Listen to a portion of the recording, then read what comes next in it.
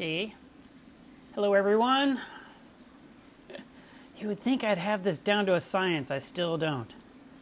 All right. Even when I try to prepare in advance. All right. First thing I need to know is if you can hear.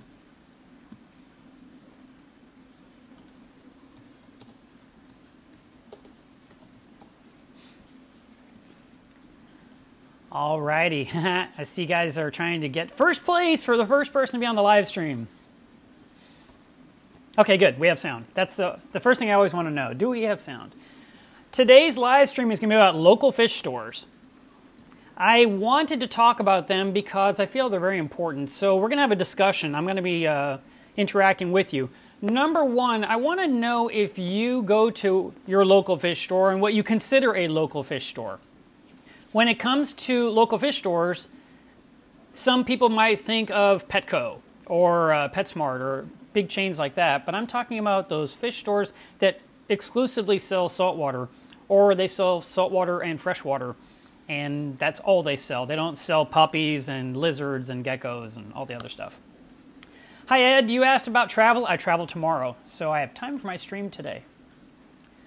Okay, I am very lucky. I live in an area that is just loaded up with fish stores.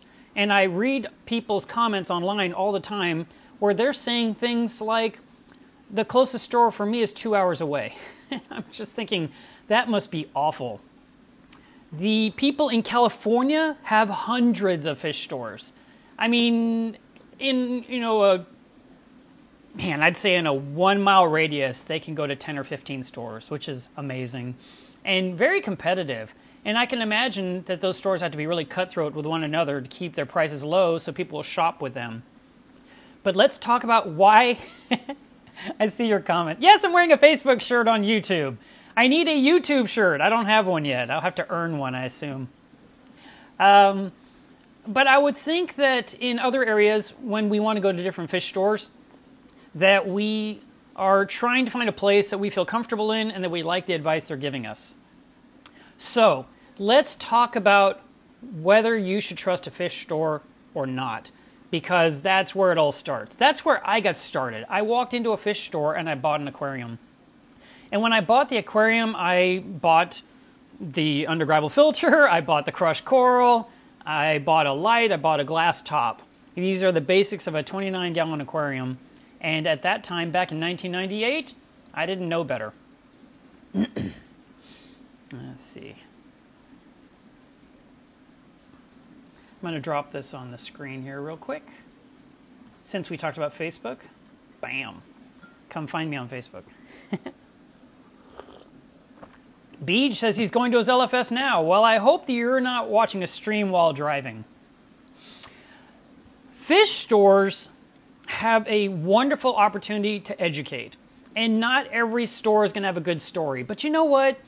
There's also something that we cannot ignore, and that's the fact that whenever you go to a store and you have a good experience, you don't post what a wonderful experience you had. Typically, you don't. But if you have a bad experience, oh my God, you're going to get on social media and you're going to talk about it. That is a downside to running businesses these days because Google is always watching. I would definitely recommend finding a store that you are comfortable with, that you're happy giving your money to. And if you don't find a place you want to give your money to, then I understand completely why you don't go there. I'm going to read some comments because I want to answer you guys as it's coming in.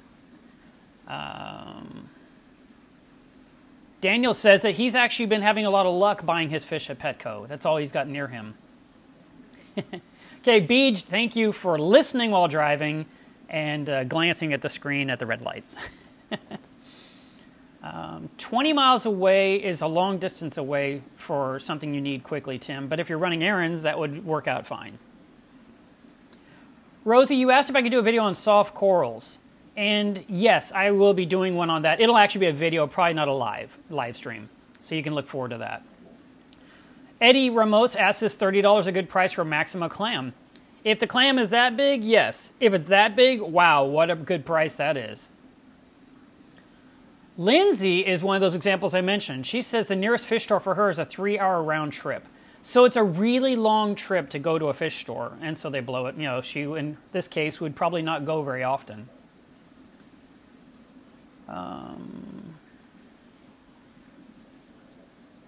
Doctor of Welsh Magic says that he has been in the hobby for 11 months and does buy dry goods at the fish store. So let me talk to you about my attitude with fish stores, because I think I'm a little unique in this area. I run an online business. I sell dry goods to people all across the nation. I build RO systems. I build acrylic wares. I sell things from Two Little Fishies and from Ecotech and from Kessel and from I'm a Reefer t-shirts. I've got things from Coral View. I mean, so a lot of the products that you might see on the shelf at the fish store I actually have here on site because I pack those up and ship them across the nation. And yet I go shopping at fish stores. Mostly I go there to buy fish food. Occasionally I might go there to buy a test kit. But when I'm traveling and I'm going across the U.S. and I go to speak in, like I'm going to Utah next Thursday and I'm going to speak. And that day they may take me to 1 or 2 fish stores. And while I'm in the fish stores, I'm going to look at something to buy. Now, why am I doing that? Because I'm traveling. If there's a chance I need something in my inventory to take care of my reef, and I can buy it from that fish store, I'm helping support that store and keep them open. And I do feel that we should be responsible reef keepers, and I get it. We all want to save money. I totally understand that. But the bottom line is, when there's an emergency, you need things right now. And that is my #1 excuse for keeping fish stores in business, is that when something goes wrong and you need it right this minute, you can go to a local store. Yes, you can order on Amazon. Yes, you can limp by for a day or 2 until you get it. But if your return pump is out right now, you're going to want to get another return pump immediately. If you've followed my advice in the past and you bought the pump online, you probably bought 2 pumps online because I told you to do that, and put one in the closet for when this one fails, so you can pull that one out and install it and keep your tank running. But being able to go to the fish store is also fun.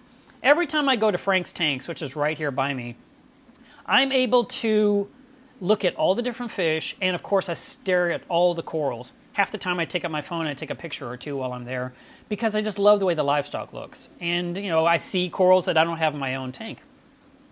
Now, if you are bringing your children with you, you're educating your children what's going on in each individual biotope of that store.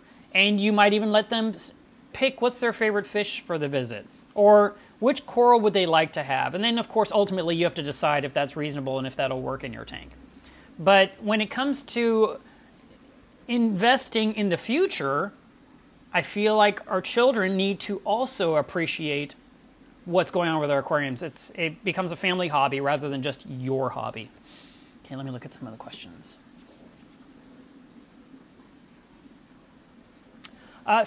One person brought up, Doctor of Welsh Magic said that because he's not really happy with the conditions in the store that's near him, livestock-wise, he wants to open his own store.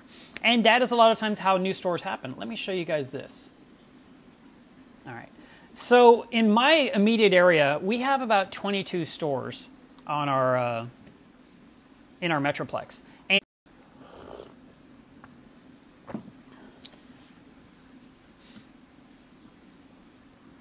all right, I'm back. I don't know what happened. That was weird because everything was green and all of a sudden it said there's no stream. So maybe you have to reset your phone or whatever device you're looking at. All right, back to what we were talking about. So I have got this huge map of stores I can go to. And I'm able to go to... Trina, yes, there's a lot of stores. And matter of fact, if you're trying to find this map, if you're in the Dallas-Fort Worth area, you would just go to dfwmass.org, dfwmass.org/LFS. LFS stands for local fish stores. And we often, like I said earlier, we disparage, or I say we because cumulatively, most of us do it. I try to avoid it. Most of us bash the fish stores online. We bash the employee that gave us bad advice. We bash the pricing because we think it's too high. We bash the store conditions and think we could do it better. But it's a lot of work to keep a store open and keep it full of healthy livestock and keep all the water pristine and keep the livestock healthy. When you go into fish stores, you may see 1 or 2 dead fish. That's actually happening there because they're bringing in livestock all the time and they're selling it hand over fist, and some things are going to perish. And if you can be helpful, you can say, hey, I just want to let you know I noticed a fish in the back there. It's sleeping with the fishes. And, you know, that would be the nice thing to do rather than say, oh, I went in there and they had a dead fish in their tank or they had dead fish. Sometimes bad things just happen. I mean, sometimes we wake up and there's a dead fish in our tank, right? So let's be a little fair here. The store may be doing well, and there's always room for improvement. But to just say they're a terrible store right outright or to harm their reputation online, it's really not the right thing to do. If someone was trying to harm your business model, how would you feel? So I really do. I defend the fish stores. I do it all the time. Let's see. Caravan is writing from Moscow. Hi. Now, I really don't have a huge speech about fish stores. I wanted to get into this with you guys and see how you felt and kind of get your feel of the room. You know, it says right now there's 33 people in this room. So of the 33 people, how many of you drive to a fish store?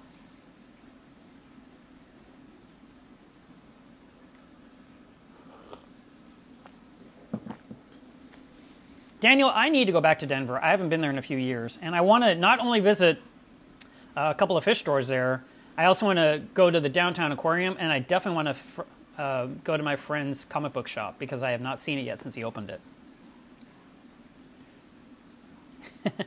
Okay, that's a fair point. You know, I see people comment on Facebook. They'll say, sorry, they will say, look, there's a Nemo in the tank, and they're tapping on the glass. And then invariably someone that works in a fish store would say, I am so sick of hearing kids call clownfish Nemo. It really grates on my nerves. It's like chalk, you know, fingernails on the chalkboard. And actually, that doesn't bother me at all, but I don't work in a fish store, so maybe it would be horrible. I don't know. I have a blue Tang in my anemone cube, and her name is Dory. And when kids come over and say it's Dory, I'm like, it literally is Dory. But the kids recognize this fish. When my son was growing up in my house, he had to put up with my hobby, and it drove him a little bit crazy because I was focused on the tank a lot. I mean, that's just what it is to keep livestock alive. But you know what? It was funny. There was a time when his friends would come over, and they're a bunch of skateboarders, right? And he would have them, you know, they'd be standing in front of my aquarium, and he'd be saying, do you see this? That is such and such, and this is this, and that's an aptasia. And I was thinking, he knows aptasia? And it was amazing. He had actually absorbed some of the information that I've been sharing for years. And, you know, usually when you say things in front of your kid, they roll their eyes, especially in the teenage years, and they just don't care. So he was impressing them with his knowledge, and I was in the background thinking, huh, it's actually working. Stuff's sinking in. I want him to get an aquarium now that he's got his own son. Yes, I'm a grandpa now. Let's see. John McCrory is from Scotland, and he says he has his own shop in his backyard. I think that's great. So you have to walk out back to get things. That must be rough. Wow, I wonder what it would be like shopping for livestock in Moscow. Caravan, feel free to post some details. I'd like to see that, or comment later on the video if you can't do it right now.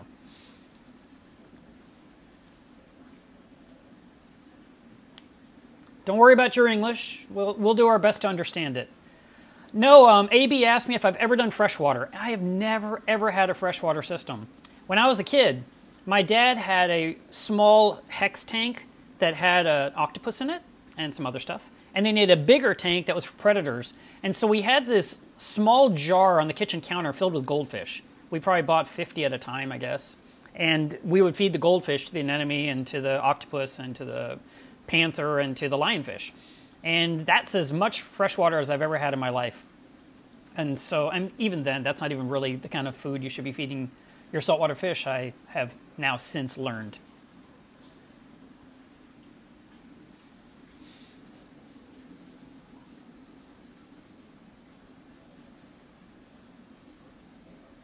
Psychedelic Babe brings up the point that she bought a couple of black ice clownfish, and within 2 days they were dead, and that they won't take them back, they won't give her credit, they won't give her new fish. That would definitely be something you want to find out from your fish store before you purchase. I would definitely ask them if something goes wrong, if these fish don't make it, do you have a return policy, or do you have a window that you're guaranteeing this fish will live? And some stores, especially if you're shopping there regularly, will take into consideration you're a regular customer and may say, yes, come on in and we'll give you a couple of replacement fish. They obviously would also ask for a sample of your water so they could verify your tank is safe for the livestock, because once the bag leaves the store, they really don't know what conditions you're putting it through. They don't know if you went straight home, how you acclimated, what the condition of your tank is right now, did you have an accident? And it's not disparaging you, but they just don't know. No, AB, I've never considered fresh water, and I probably never will do it.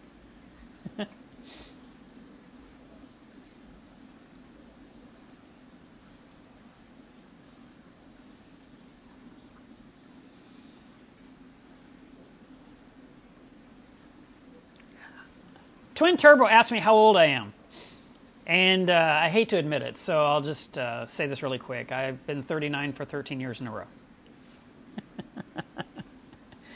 No, I have not got any experience with the Gold Flake Angel, Francisco. The only angels I've ever kept have been Coral Beauty, Potter's Angel, Flame Angel, all small dwarf angels. I like them. When you go to a fish store, you can purchase live rock there, which I highly recommend. I always recommend buying live rock. If you can't get it at a fish store, you might be able to buy it online used, and that'll save you some money. But I love being able to pick out the rock I want for my tank. And so I can go through and I can pick out each piece. I like the shape, I like the caves, what life is on the rock. I'm very picky about that as well. I'm always looking for the different things that I can incorporate in my tanks to make them look beautiful. Thank you, Twin Turbo.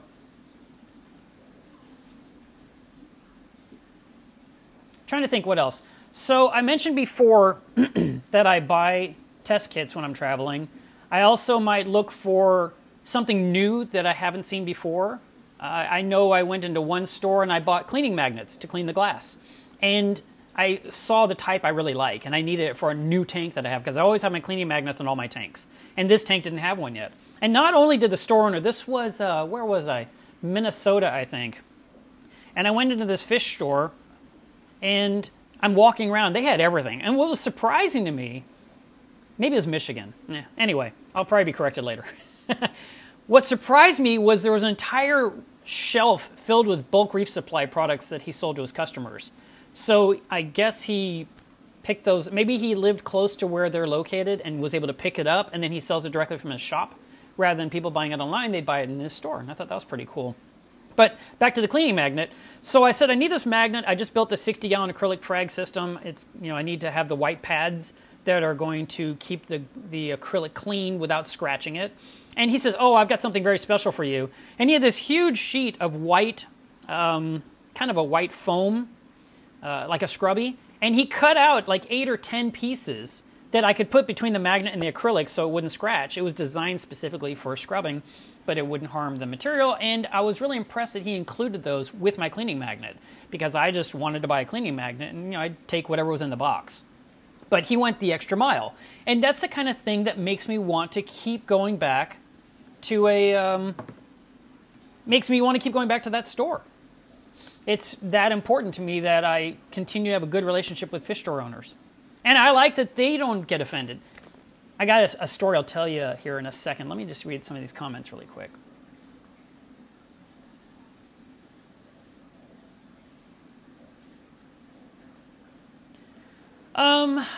Sarah Lewis asks, any idea what an employee of an LFS would be paid?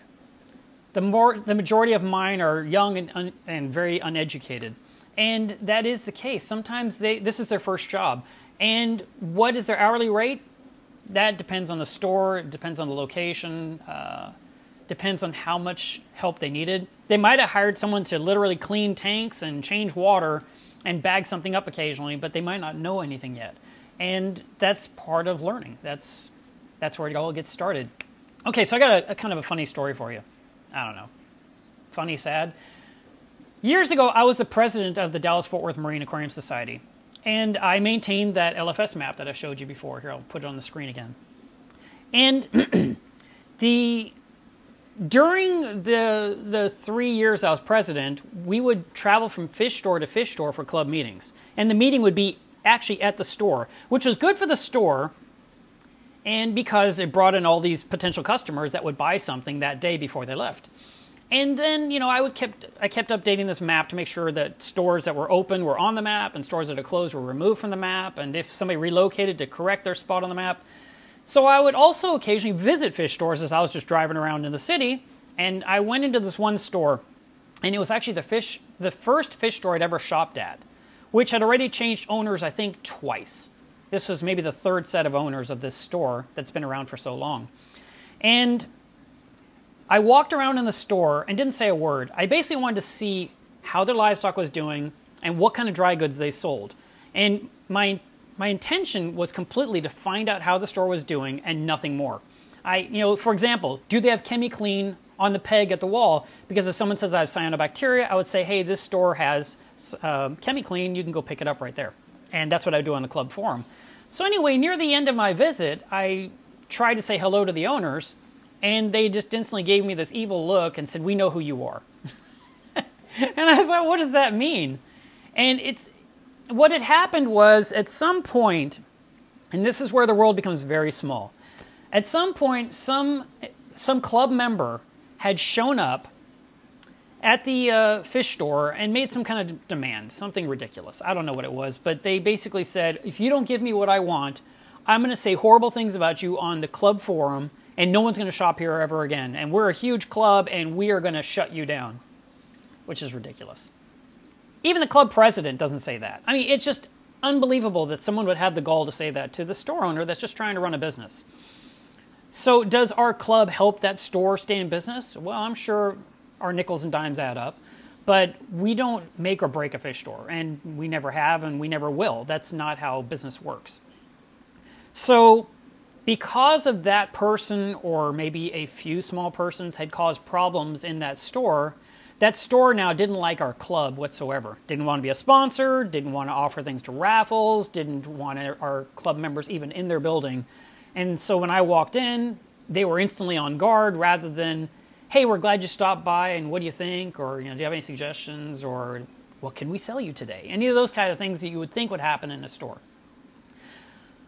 That relationship took years to mend, and it took a lot of diplomatic conversations to explain, just because one or two people chose to throw their weight around, which they had none, you shouldn't blame the entire group. Boy, does that sound like today's politics, right? The news, oh my God, the news is so bad these days. Back to the hobby. Okay, so eventually we were able to kind of salvage that relationship, but our club grew to the size where we couldn't have meetings in stores anymore. And then we started meeting in a central location, which is in Grapevine, Texas. And the store started saying, well, you guys don't like us anymore? You don't come to us? It's like, no, we can't bring 80 people into your store for a club meeting. It's just too many people. And it was getting a little weird, too, because a lot of people were showing up with coolers, little tiny igloo coolers. And I remember this one store we went to. The owner saw all these coolers walking in, and he got a little freaked out. And number one, he thought, are they bringing liquor into my store? And then number two, he thought, are they taking things out of my store in those coolers? Are they stealing? Two valid questions. I said, no, they're for frags. People are just trading stuff, and if they buy something, they have something to put the cooler in. And we would buy things from the store to put in the raffle. So usually the store would donate something also. And it might have been a clam, or it might have been a fish, or it might have been cleanup crew. That was always nice to have. But eventually we just outgrew meeting in fish stores. Now, these days, less people come to club meetings. I think we're just so busy, and we rely on online so much, that we probably could meet in a store occasionally and have a good time. The other problem with meeting in a fish store, it's noisy, and the aisles are narrow, because there's all the aquariums, and it's very hard to do any kind of a meaningful presentation. And even if you did a demonstration, probably the first 10 or 12 people up front could hear what's going on, but all the ones in the back, they would they'd hear skimmers and they'd hear pumps and they'd hear the cash register ringing up, and people are talking in the background, and it's just impossible. So for us, it doesn't work. We can't do meetings inside fish stores anymore, but that was a lot of fun. Let's see. Real quick little moment, remind you guys, go to Instagram today and be sure that you post your water parameters. I did mine for both systems, twice as much work. A quick update, my 400-gallon, overall water's doing really well. Nitrates are still crazy high, but salinity is 1.026, alkalinity is 10.5 DKH, phosphates 0.25, calcium is 400, magnesium is 1250. I need to dose another couple of gallons of magnesium. pH was 8.23, temperature was 77.7. So I know nitrates are over 25. I haven't done anything to reduce them, so that's going to be what it is. And the frag system that I'm always complaining about is doing pretty well, actually. Salinity is 1.026, alkalinity is 9 DKH, phosphate is 0.1, calcium is 475, magnesium's a little low too in that system. Big shock, I moved some montipores in there and all of a sudden magnesium got low, it's at 1100. Temperature is 78.4 and pH is 8.2.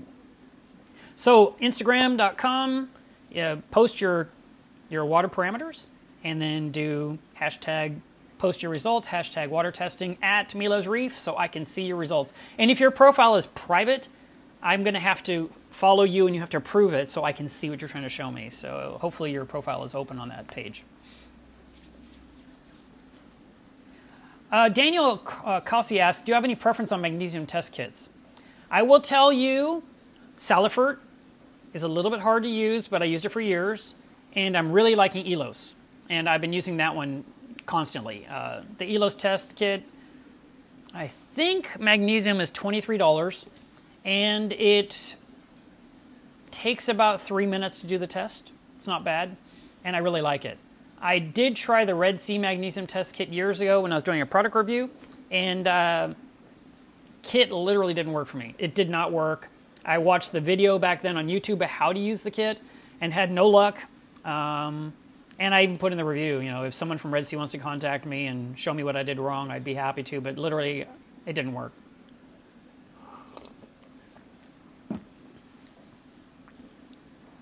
Eddie Ramos asks me, what are my thoughts on using ChemiClean for cyanobacteria? I love it. I recommend it. Do it.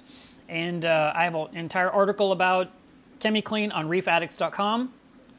I also talk about cyanobacteria on reefaddicts.com. And I sell red CyanoRx on milosreef.com if you want to get a package of that. It's the same product. And it will remove your cyano in 3 to 5 days rather than waiting forever for it to go away naturally. So I would do that.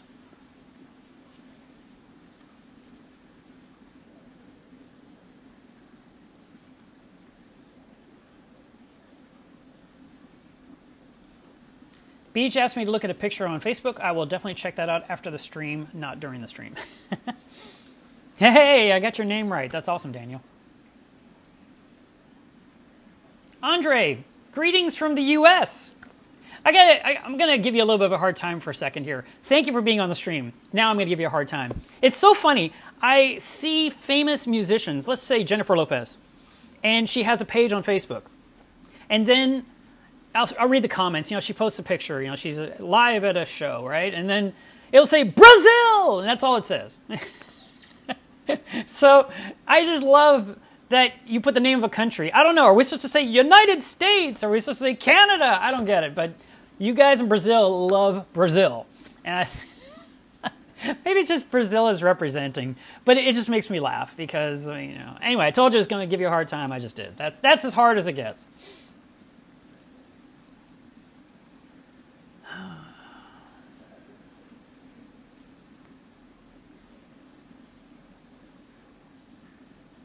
Tim Harris is saying, we're working on setting up our quarantine before we buy our first fish. My concern is that it's about 4 to 6 weeks before we'll know. How does any store, LFS, or otherwise handle returns? You have to ask the fish store if they'll take something back.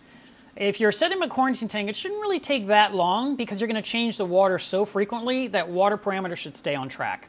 I did talk about quarantining in a live stream about 2 weeks ago, so be sure to check that one out.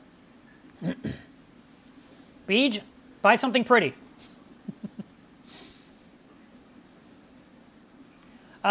Exosket asks, why would my grape caulerpa grow really well in my fuge, but my keto doesn't grow at all?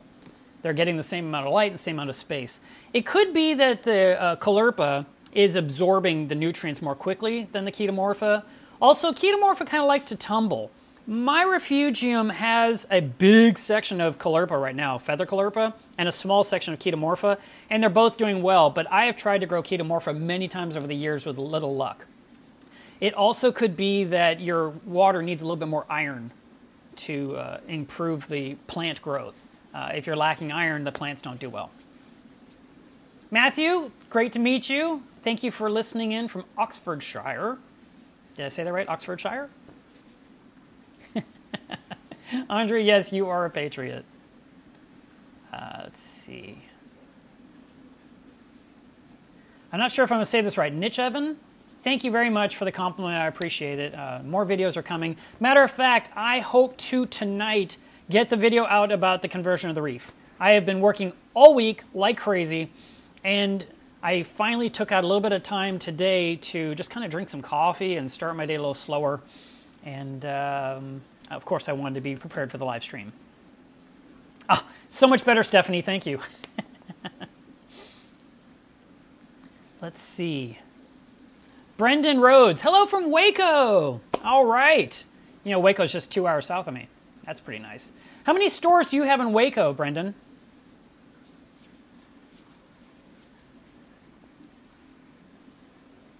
What other fish store stories can I tell you?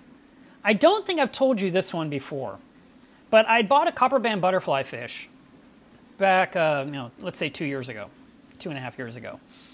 And we were on the bus tour, which, by the way, our club is doing a bus tour next Saturday. We hire a chartered bus, and it drives to 5 or 6 local fish stores that are sponsors of the club. And so about 50 people get on that bus, and we ride in style in an air-conditioned bus, and we buy livestock and dry goods and frozen foods and dry foods and test kits and whatever else you need. We buy those all day long until we get back to our cars at the parking lot, and then we all head home and acclimate our new goodies. And we've done this for several years in a row. There's 2 videos about it on my channel that you can check out. I'm actually going to miss it because next Saturday I'm going to be at Reefapalooza in California. So I had to skip the bus tour. Rosi Cutting asks, what is my favorite non-aggressive small shoaling fish? Man, I really love chromis. I think they're awesome, but they dwindle down to 1. You could buy 9, you could buy 17. I actually bought like 16 or 20 once at a trade show. It was in the tank for the day, and I said, I want them all. And I put them in my tank, and it was awesome, but then it dwindled down to almost nothing. And I prefer something that's more long-term, so I'm going to tilt toward Anthias, because I have kept Anthias alive for years and years and years. And I find lyre-tail Anthias to be beautiful, semi-affordable, and they definitely tend to be out in the open. So I would do that. Okay, back to my story about that other store. So I went on the bus tour. I bought a copper band butterfly fish. I put it through safety stop. I put it in my peacemaker. And then I put in a whole bunch of tube worms because butterflies eat worms. And I thought he would eat these little tiny feather dusters if all else failed. And he ate nothing. He wouldn't eat anything that I offered him. I tried every food I owned. Nothing worked, and the fish died. So I called the store and said, do you do any kind of policy? Do you have a return policy? Do you let us have another fish if something goes wrong in a certain time period? And they told me, no, we don't do that, Mark. But because it's you, we're going to go ahead and do it. And I said, well, I mean, that's totally up to you. And they said, just come on in and get one. And I thought, well, that was really nice of them. And I thanked them profusely. But then I thought, man, they're an hour away. And I didn't want to drive an hour to pick up this one fish. Even though they were offering me a fish when they never do that. And I said, eh.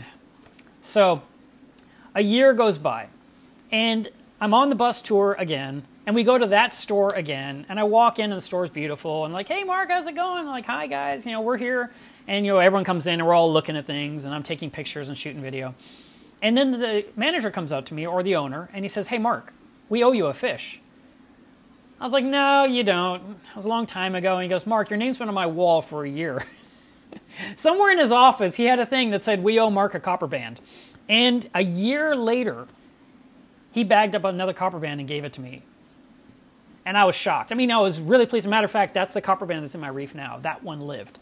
So, and matter of fact, two things. So I was really happy he did that. I mean, that was super above and beyond the call of duty when it comes to a fish store owner, especially one I don't shop at regularly. It just, wow, I was shocked and really happy that he was willing to do that. But because I felt like I owed him something back, I bought 3 corals that day, and I think I bought a test kit as well. So have a good relationship with your fish store owners. I really do recommend you keep the peace with them. Don't get in fights. The store closest to me, the owner has very strong opinions, and I don't always agree with everything he says. And I don't get into arguments with him. I'm just listening, like, okay. And then he'll call me out. Well, do you agree with me? And I'm like, no. He's like, well, I believe this. I'm like, well, I don't. And we just leave it at that. We don't have a war zone, and he calls me from time to time, how are you? And you haven't been in the store recently. I just haven't needed anything. But bottom line is, having good relationships with fish store owners, I think, is key. And I think it comes back, good karma. Okay, let's see.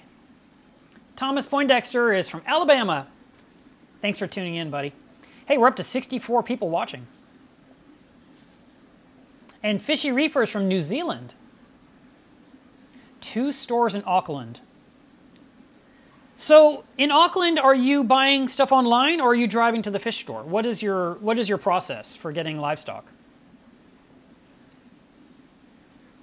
Northwest Marine loves the Bartlett or the Squampinis, which is what I like, the Squampinis anthias or the lyre-tail anthias. That's my favorite. Matter of fact, I contacted Live Aquaria recently and I asked them how much would it cost for 30 lyre-tail, because I do want a bunch. But at the same time, I really need to get my nitrates under control before I add a big fish load. But I just think they'd look awesome swimming across the top of my open reef right now. Dino Fernando asks, how long should you quarantine a blue hippo tang? And what medication and how long can it be kept in an 80-gallon? Well, that's a lot of questions. First of all, quarantining a new fish should be at least 3 weeks, so you can observe it to see if anything breaks out on it. And if it stays completely clean for all 3 weeks and it's eating the foods you're offering, then you can put it in your tank. How long can that hippo live in your 80-gallon? Well, I've got a small hippo in my 60-gallon that was actually this big when I got it, and now he's about this big, maybe this big. And it's going to be, he's going to have to move. I can't leave him in there forever, but for now, he's holding his own. He doesn't seem stressed. He comes out to eat. He hangs out with clownfish, so it's worked, but I know I can't keep him in a small cube that's 24 inches long for the duration of his life. That's ridiculous. I might end up putting him in the 400-gallon with the other tanks. My favorite store near me, Danny, is Frank's because it's right down the street. But there's Fish Paradise that's also within 2 miles of me that I can go and shop. And they have a big diversity of things that I don't normally see at Frank's. Frank's is literally saltwater only.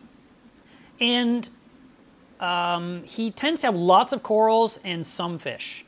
Where Fish Paradise tends to have fish, corals, inverts, recordias. I mean, that's a coral too, but I mean, there's a lot of cool shrimps and crabs and things that I don't normally see in some stores.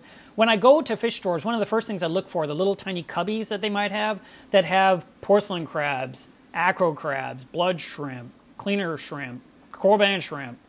I like little eels. I like urchins. I like seeing all the tiny weird things. Those are the things I look for first in a store, and it's usually the most appealing to me. The Ultimate Master says hello from Illinois. Hello from Texas.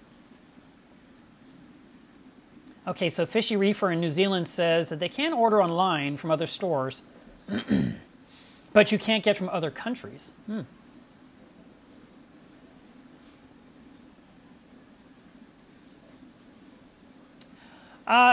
Back to the question about the hippo tang and medications. I don't medicate any kind of fish, Dino, or Dino. I'm going to say Dino. I don't do fish medications, but I did talk about a book, this one right here, that I'm trying to find out what's the scoop. Because this was a really good read that talked about quarantining and medications and fish diseases. And apparently it's not available now, which makes no sense because it's on the website. So I'm trying to get a hold of the guy that wrote it, or the guy that published it, and find out what the scoop is, because I thought that was a good choice. I do know, well, give me a second, I'll find it. If you go to reef2reef.com,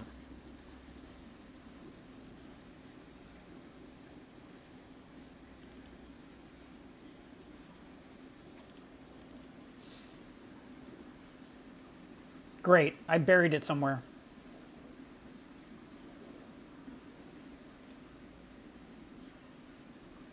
Maybe it's here. Okay. I saved this little tiny picture for myself so I'd never forget it.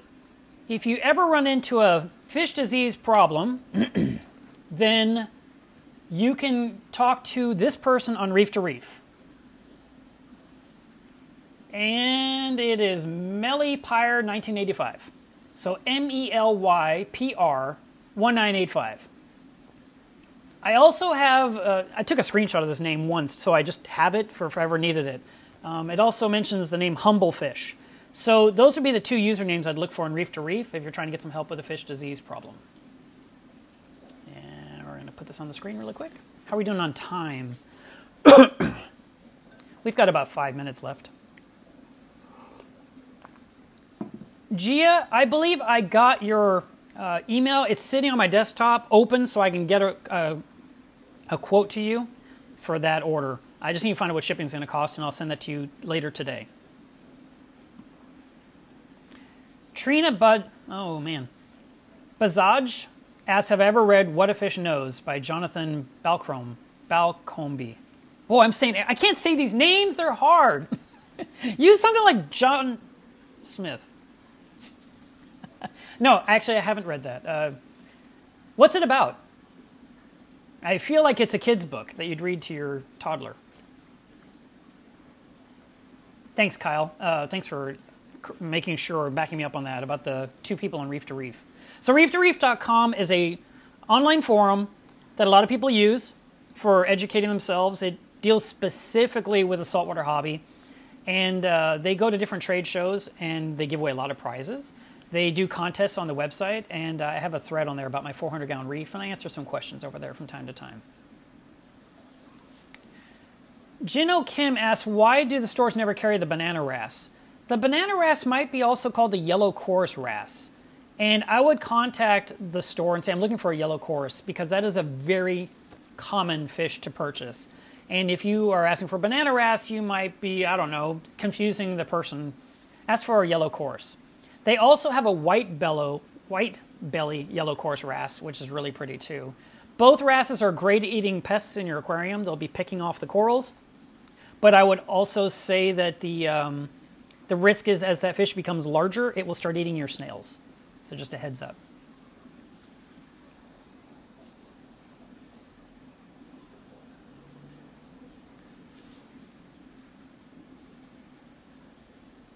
Any other questions I can answer before we wrap this up? While I'm killing time waiting for questions, I'm going to talk about this issue of Coral Magazine. This is Reef Puffers, which is kind of funny because I had that puffer briefly. But I wanted to point out, first of all, awesome photography included in this issue.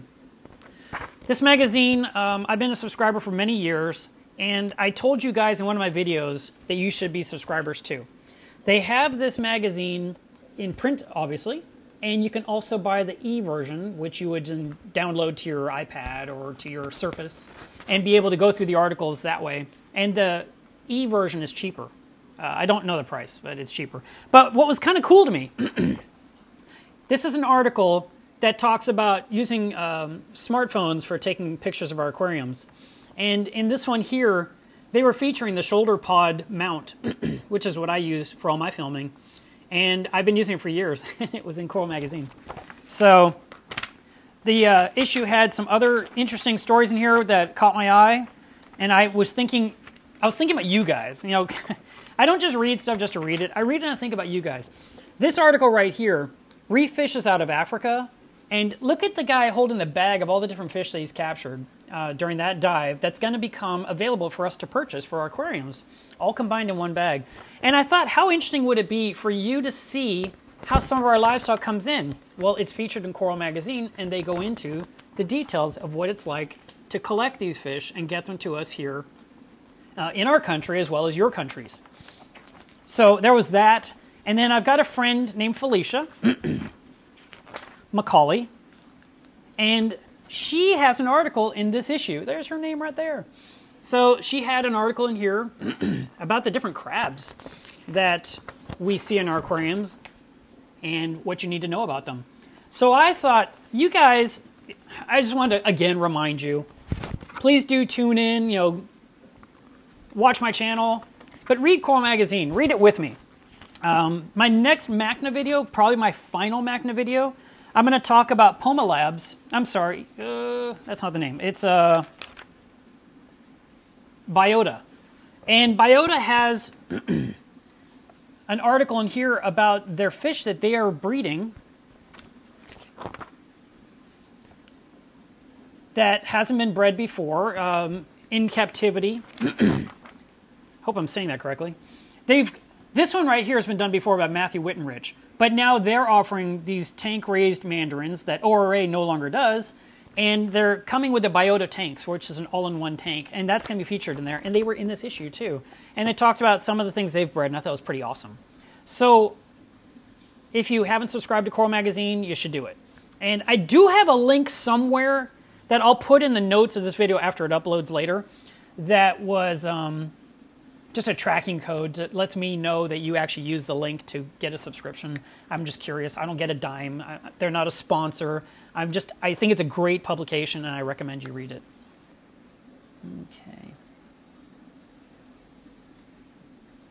Ludmilla Silva, thank you very much for the compliment. I appreciate that, and I'm glad you're back in the hobby.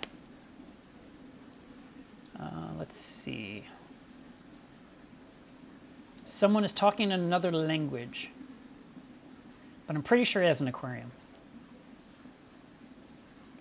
The Ultimate Masters asks a good question. What's the biggest downside to ordering fish online? And I would say the downside is you don't get to see the fish in person. You don't get to see what you're buying. You might see a representation of it. You may see a healthy one, and then what you get isn't exactly the same. Something could go wrong during shipping. Something go wrong with the shipper, not the people selling it, not you, but the guy in the middle. And that could be FedEx or UPS or DHL.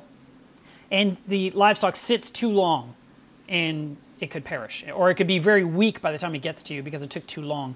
So there's that downside.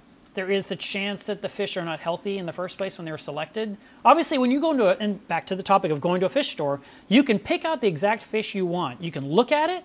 You can say, I want that one. There's like this tank full of yellow tangs, for example, and you're looking at the 10 of them. You're like, I want that one, right? The one in the corner. That's the one I want. And because it looks the best, it has the best fin, it looks the thickest and fattest, it might have the best coloration. And so that's another benefit of buying fish locally at your local fish store. Trina, I will. I'll look that up. I'm going to write that down so I don't forget for later what a fish knows. Unfortunately, these chat boxes disappear after I hit submit. What a fish knows. Thanks for the tip.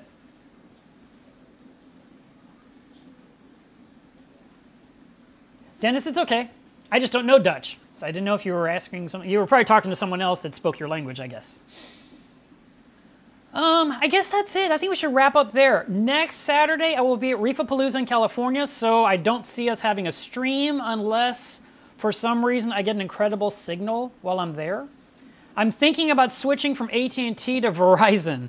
So feel free in the comments to tell me how you feel about Verizon, because I have tested 2 different iPhones next to my phone on different occasions, and they had incredible download and upload speed on LTE, where with my AT&T signal, it is horrific. It is so, so bad. So I've been with AT&T forever. I'm thinking of switching to Verizon. I'm a little bit nervous, but I keep hearing good things. I'd like to hear your opinion, so feel free to put something in the comments under the actual official video of this live stream and give me your feedback, because, once you accept one of these plans, you're in it for like a year or 2, and then you're kind of locked into it. All right.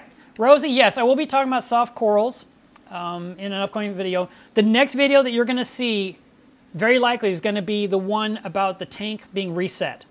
That you might have seen some pictures on Instagram or on my Mila's Reef page on Facebook, which is right here. And Then I've got a video I have to roll. I want to roll out the last Machina video and get it off my hard drive. I need to get that done. And that one may be a long one because I want to use up everything that's left from that Machina. I just want to get it. I don't want to do a part 5. I want to do part 4 and be done. So that's happening. And I've got a lot of trips coming up. Let's see. Tomorrow I'm in New Jersey for a couple days. On Thursday I'm in Utah to speak. On Saturday I'm at Reefapalooza. And then I'm visiting my mom for her birthday. And then in a couple of weeks after that, I'm in Florida to speak. So I'll be posting about those things on my Mila's Reef page. So feel free if you're in those areas, if you want to attend and meet up, that's your chance. I'm giving you some fair warning now, so it gives you a little bit of heads up. Find me at Reefapalooza. I'll be walking around. I'm not running a booth. I'm not working it. I'm just going to explore it because I want to see what's going on. And I haven't been to Reefapalooza in California in a long time. I want to thank all of you for listening, and if you're not a subscriber to my channel yet, please do subscribe. If you liked this conversation, hit the thumbs up. Apparently that's an important thing to do. And I will be back with another live stream in 2 weeks because I just don't think I'll be streaming from Reefapalooza. We'll see what happens. I'll see what my phone does. All right, guys, take care. Bye.